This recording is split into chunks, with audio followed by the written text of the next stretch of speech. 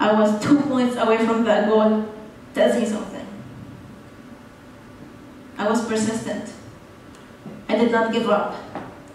I dealt with so much adversity in the last 4 years that nobody knows about. But I kept going because I knew and I made a commitment to that goal. And I said, Amna, you're not gonna quit. And the only day you can walk away and know that you're not gonna go to the Olympics 2016 is if it's the day you're competing and you're not on an airplane. That was my cutoff line for me. So, for me, that was just to be able to reach so close, compete in an Olympic qualifier, is a big deal. And it's a bit kind of like, is this a dream or is this real? I don't know, but it is. And it just happened. We were just competing about 10 days ago. I competed about 2 weeks ago. So when you start a sport, late, there are disadvantages. For example, one of the things that I dealt with is mobility. I could not squat 5 years ago. I could not squat, I'm not kidding you. And because I really had that goal and I decided to take action each step of the way to reach to where I want. And that's why I'm able to compete in the sport for 5 years later. It's important to take small steps forward and not worry too much about the end result. Because every day you worry about the end result, you will freak yourself out.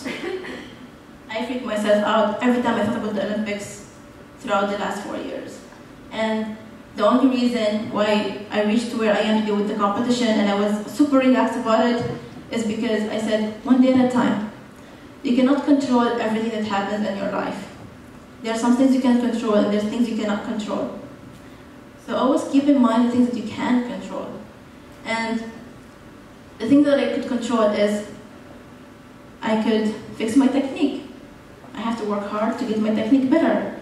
I remember during the competition, I showed a video, and I probably should have showed you guys this video.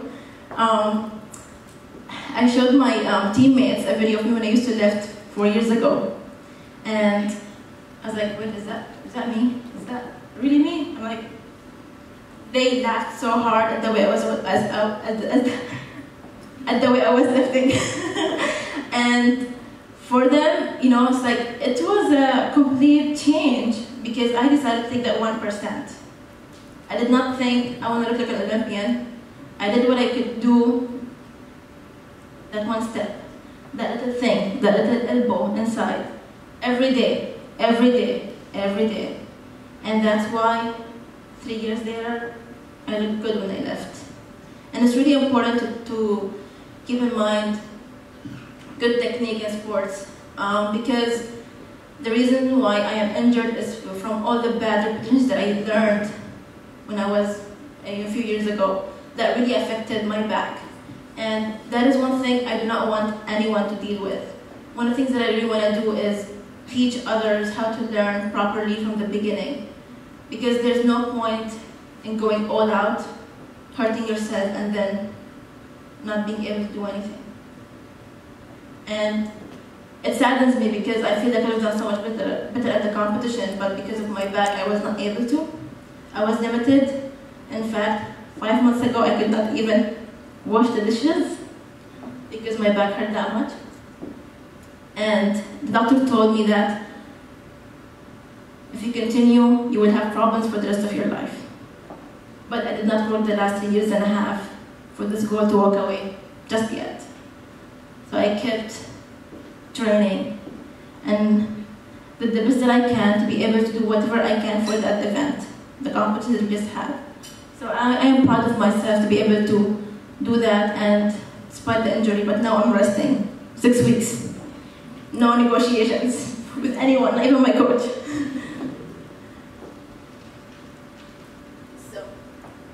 So yes, I did not make it to the Olympics, but I was close to it. And as you can see, I'm holding myself here because I can be silly sometimes. You're better off aiming high and failing than aiming low, hit your goal, and think you achieved. Why do you think that is? You guys are going to participate. I'm not going to accept if you don't. Who wants to talk? I need arms. Someone?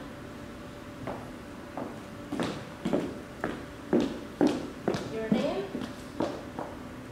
My name is Tamu, and I think the reason you are telling us that is because if we aim low and we achieve, then we won't be inspired to keep going or to do anything more than that. Beautiful answer. Beautiful answer. Anyone else? Anyone? Anyone? No? Don't make my heart, guys. What's an answer? No? Everyone's perspective is different. Her answer was absolutely beautiful. Maybe somebody has a different perspective and a different beautiful answer. Do you have an answer? I feel like something's cooking. Do you? Something is cooking in your head. No. Something is cooking in your head. Yes? No, I was just going to say it limits. But if you Yes. aim low, then it limits you. No, that's exactly what I was going to say. That I think if you aim low, then you're limited by your. You don't realize that you're capable of more, because you don't tap into potentials that exist there, and that goes to waste. And Another beautiful answer.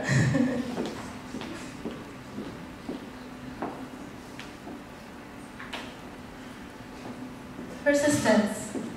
That is a very important key ingredient to any success in your life. And that is because if you quit on the face of adversity, you will never know how far you could go. And if I quit when I face adversity in terms of not finding the right coach, not finding sponsors, not finding a gym to train at, I would not have been I would have not achieved just about anything. And that kind of scares me because there were times where I did want to walk away. So some of the obstacles that I dealt with is not finding the right coach. There are so many gyms in Dubai, in the UAE, that are amazing facilities. But the question is, if there is no sport education, how do you expect to create champions? And when I first started, there was no sport education in the sport. And that was a very limiting factor for me. And I remember there were times where I coached myself because I could not find the right coach. I tried to seek coaches online because I did not feel that anyone was of the high quality in terms of coaching and teaching. When I seek a coach, I want someone to teach me, to care about my character. 5 years ago, I was crazy. Not kidding. I used to get so angry. Now I'm super chill.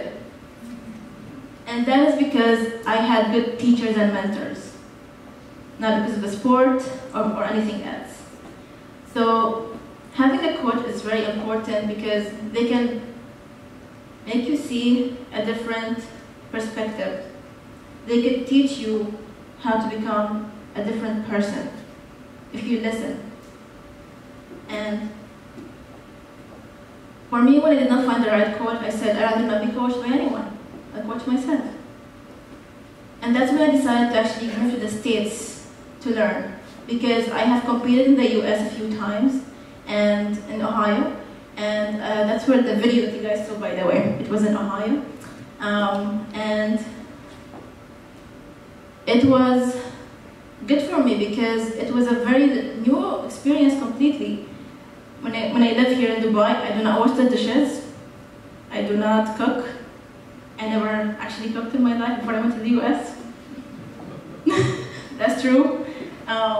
So when I went to the US, I had to learn to take care of me in every single way. My training, my mind, my clothes, my 2 kittens that I had.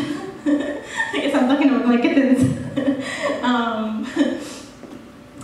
And for me, that was a eye-opening experience because I knew I am okay.